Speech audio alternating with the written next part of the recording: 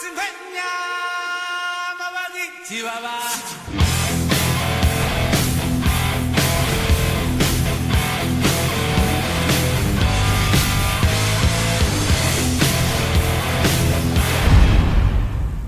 it's me, and welcome to Trump Mafia.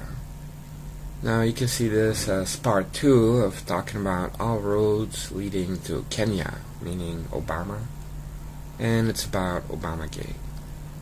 Now, in the other video, I discussed how James Comey set up a partnership in the UK with an ex-MI6 officer, Christopher Steele, and an ex-KGB guy who were going to make a Trump dossier. And that dossier could be used to get a warrant from the FISA court, and then you could engage in legal spying. And I concluded, of course, he's not just sitting there doing it by himself. He got instructions from President Obama. He was the source. In other words, it's a road that leads to Kenya. But let's talk about the other track that I mentioned. At that time I was talking about Susan Rice and the unmasking, the CIA, the NSA. How did that happen, right? But before I do, I want to talk about John McCain, because it's going to tie into the second part, you'll see. Now, John McCain is sitting there and he found out there's a dossier in the UK. And he hates Trump so much that he actually sent an aide all the way to UK to get that dossier, right, and bring it back, and then they can give it to the FBI, right? Oh, American hero, John McCain. And he really bought into that whole Trump dossier thing. And of course, you know, John McCain is dumb as a rock, right? Now, of course, James Comey already had the dossier. I mean, he's the one that set up the partnership with the MI6 guy, and he has a Trump dossier. And then you have John McCain coming and saying, hey, I got this secret, super duper confidential Trump dossier. And looking for a pat on the back or something, or like he's an American hero, right? Give him a medal. And of course, James Comey is sitting right there. He has a dossier, but it's probably like, okay, thanks for your service, John. You've done an amazing job. And he's like, really? Yes, John. Yeah, like an American hero. Really? Oh, man. Okay, so let's talk about the serious issues here, which is the other track, which is the unmasking and Susan Rice, right? Now, John Brennan, this really creepy looking guy, right? He's getting information in the summer of 2016 about Trump from British intelligence. In fact, the head of British intelligence, and the reason we know that is because The Guardian in the UK found out and exposed it. And you have to wonder, why does the head of British intelligence have all this secret information about Donald Trump to give to John Brennan, right? It means that they already had some spying going on. But you have this guy giving it to the head of the CIA, and John Brennan gets it, and what does he do? Right away, he disseminates it on Capitol Hill. And so we're talking about July and August of 2016, and the main people that he gave it to was the Gang of Eight, including Marco Rubio, right? And you know, just look at the Gang of Eight. John McCain, Marco Rubio already get the message, right? And isn't Schumer one of them? Now, that doesn't really matter because he disseminated it to many more people. But it's very interesting, right? Again, you have John McCain in the mix and Marco Rubio. Ooh, I hate Russia so much, and the Russian trolls under the command of Vladimir Putin. And one of those trolls is Alex Jones. But anyway, he did not just disseminate it on Capitol Hill and to the Gang of Eight. He also gave it to the FBI or other snippets. And that for the purpose of having the FBI go out and start spying on Trump and the computer that was at the Trump Tower, surveillance. So yes, wiretapping, to use a general term. And it's also mentioned that John Brennan's CIA operated like part of the Hillary campaign. And it has been reported that they had Hillary for President cups in the offices there, and they made no issue about just proclaiming how they were all like for Hillary, right? It was like the CIA was a campaign office for Hillary 2016.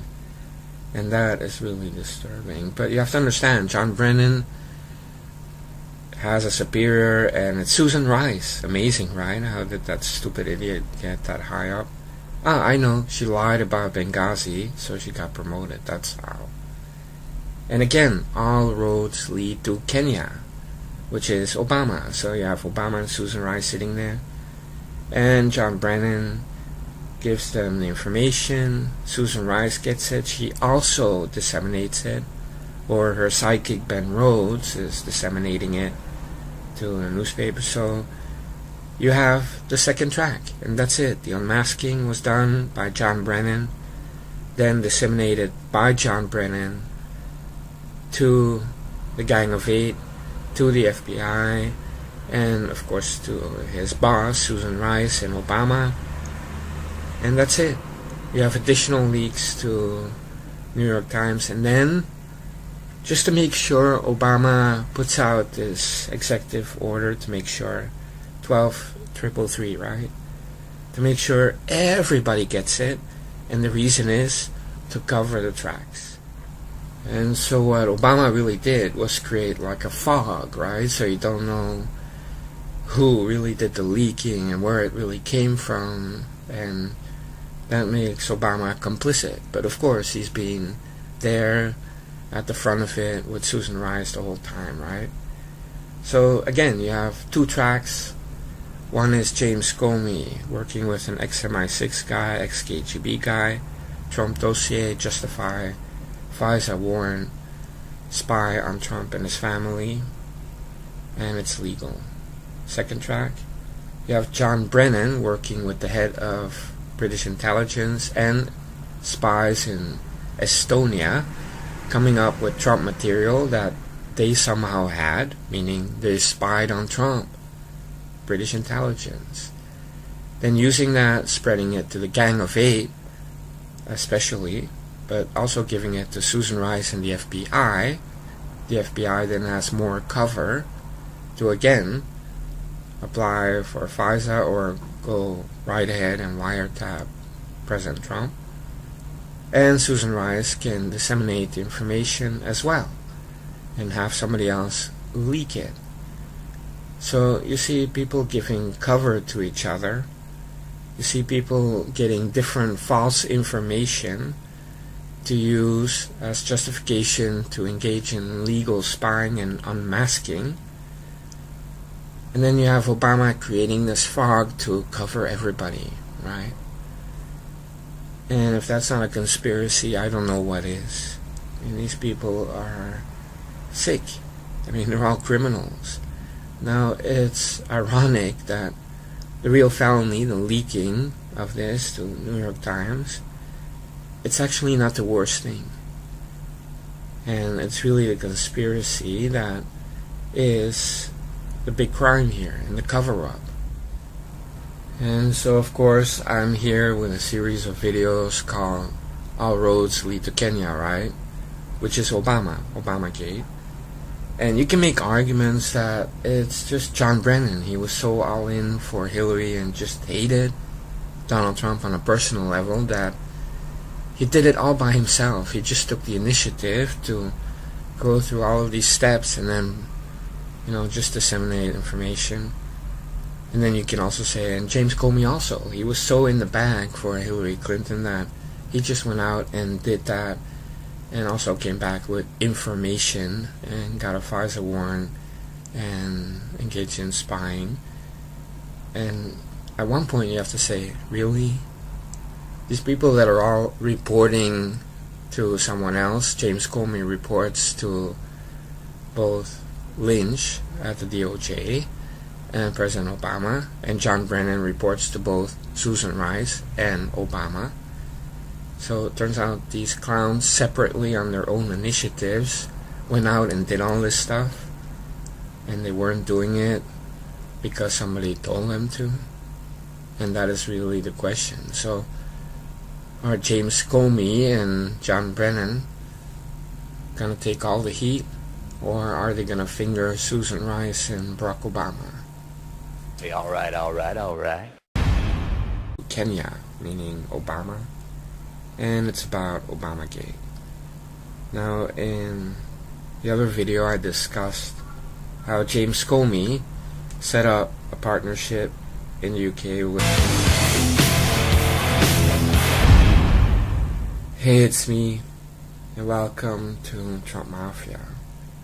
Now you can see this as part 2 of talking about all roads leading to a warrant from the FISA court, and then you could engage in legal spying.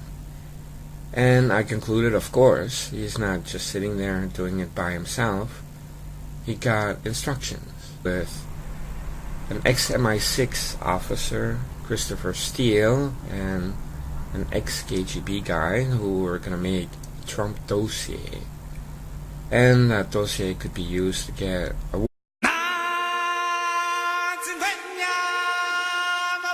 Chihuahua.